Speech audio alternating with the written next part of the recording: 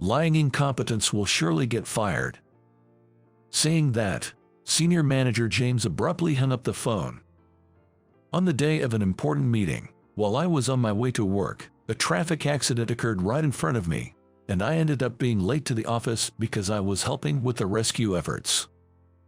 When I told James about it over the phone, he just laughed and said, "Don't lie to me."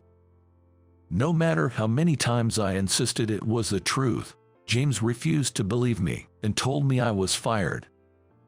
After hanging up, I couldn't help but mutter to myself, "Lying incompetence get fired." Who's getting fired?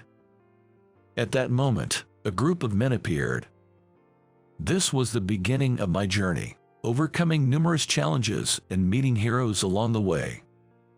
My name is Michael.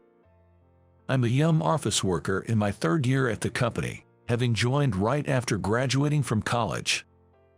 By the third year, you start to get assigned more significant tasks, and I was beginning to find real satisfaction in my work. Recently, I managed to buy my own car, and commuting in it has become a source of pride. Every time I look at my car, I can't help but grin, thinking about how my diligent savings paid off. Now, shopping trips and drives are my weekend highlights. I've been getting along well with my colleagues, and overall, I feel fulfilled. However, there's one problem in my otherwise content life. Every day, I endure harassment from James. From petty harassment like not giving me the documents distributed to everyone in the department or excluding me from the gifts James brings back from business trips, to more serious issues like him answering calls meant for me and saying, "Unfortunately, Michael isn't here right now." He tends to slack off a lot, right in front of me. Such actions have been seriously hindering my work, and I'm honestly fed up with it. Incidentally, this harassment from James isn't just within our department. It's targeted specifically at me across the entire company, and no other employee faces anything like this. Why me? I vented to my peer, Daniel. He reassured me, saying, "It's because you're excellent at what you do. Don't let it get to you." But honestly, the constant harassment was wearing me down. Despite the ongoing issues with James, my work days continued. So, I set off for work in my car as usual today. Since today was crucial, I left home earlier than usual and drove cautiously. I had prepared for the forecasted snow by fitting my car with snow chains the day before. I cherish my car and want to take good care of it. As I was driving smoothly, I noticed a car ahead of me. It was what you'd call a luxury foreign-made vehicle. I thought to myself, "Nice, I'd love to get a car like that next time. It looks comfortable to ride in and fun to drive."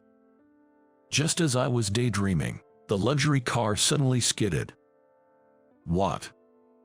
I exclaimed, and almost simultaneously, the car crashed into a lamppost with a loud bang. I quickly pulled over to the side of the road, jumped out of my car, and rushed towards the damaged vehicle. When I ran over to the car, I saw a man in the driver's seat. The airbag seemed to have deployed properly. I managed to open the driver's side door and asked the man, "Are you okay?" Then, I heard a faint, from him. It seemed like he might have hit his head. He appeared to be injured. Looking around, I noticed there were no pedestrians, likely due to it being earlier in the morning than usual. There was no one passing by. I quickly went back to my car to grab my cell phone and called for an ambulance and the police. After explaining the situation and urging them to hurry, I decided to administer first aid to the driver. I have some basic knowledge of first aid from regularly attending courses in my neighborhood. That said, I'm just an amateur, so I can only do basic things. But it's better to do something than nothing at all. "Can you hear me? I've called for an ambulance." I shouted while tapping the driver's shoulder, and he let out a wee caw. Just to be safe, I checked his pulse at the carotid artery and was relieved to find a steady beat. He seemed to be conscious. Moving him carelessly might not be wise, especially since he appears to have injured his head.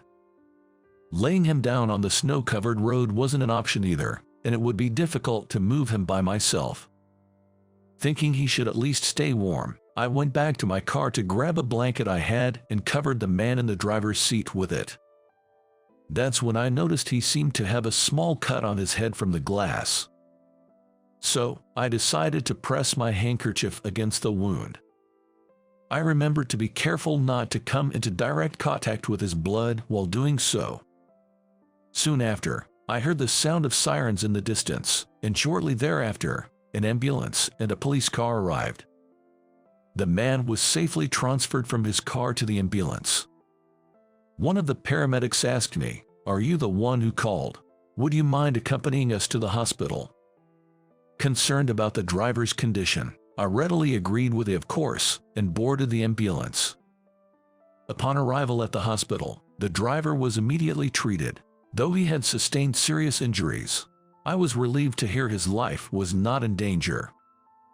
My relief was short-lived. Soon after, a person in a police uniform approached me, saying, "You're the one who called, right? Can you explain what happened?" Leading to a questioning session. By the time everything was concluded, it was almost noon, with the sun fully risen. I had left home early for today, and then I realized I hadn't contacted my office at all. Oh no, today of all days, I need to call them, my phone. I searched my pockets only to find my phone was missing. Why, I definitely had it this morning when I made the emergency call. I racked my brain and remembered leaving it in my car when I went to get the blanket. And my car was still parked on the side at the accident site. The hospital wasn't too far from the accident scene. I decided to hurry back to the site. Actually, there was a reason I left home earlier than usual today.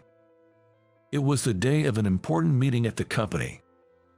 A new project had started a few weeks ago, and I was one of its members. Incidentally, James was also a part of the team. Today was the day we were to present our directions for the project.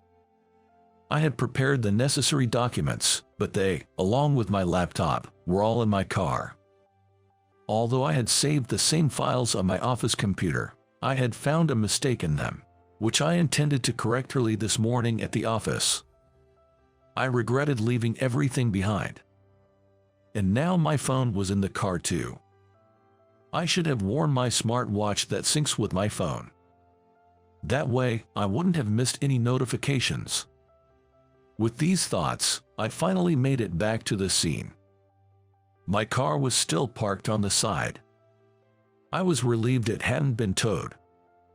I had locked it, so I quickly unlocked it to find my phone and work bag still there, untouched. Relieved that nothing was stolen, I was shocked the moment I saw my phone. The sheer number of missed calls and messages on WhatsApp was overwhelming. This is bad. Sweating profusely, I hastily tapped the screen and called my office, only for James to answer. "Hello." It's Michael." "James, it's Michael." I was so flustered I introduced myself twice. It's you. So you finally decided to skip out, and on the day of an important presentation, no less." "It's not like that. There's a reason actually." I proceeded to explain everything about the accident. "And that's why I left my phone in the car." At that moment, I heard James let out a chuckle. "Ha ha. Who's going to believe such a story? As if an accident would just happen to occur right in front of you. Just admit you were slacking off." Frustrated by James's condescending tone, I insisted. "It's the truth. Please believe me." "Yeah, lies. Ever heard the saying, liar today, thief tomorrow?" It was clear he wasn't going to believe me. As I was despairing, he said, "By the way, about today's presentation, I used the documents you saved on the company computer, presented them under my name. Thanks for the hard work." "What?" "He presented my work under his name." "Yeah, I hadn't prepared anything, so it was convenient to use yours. You didn't show up, and we couldn't reach you, so it worked out perfectly. Kill two birds with one stone, right? How is that a good thing?" I couldn't help but ask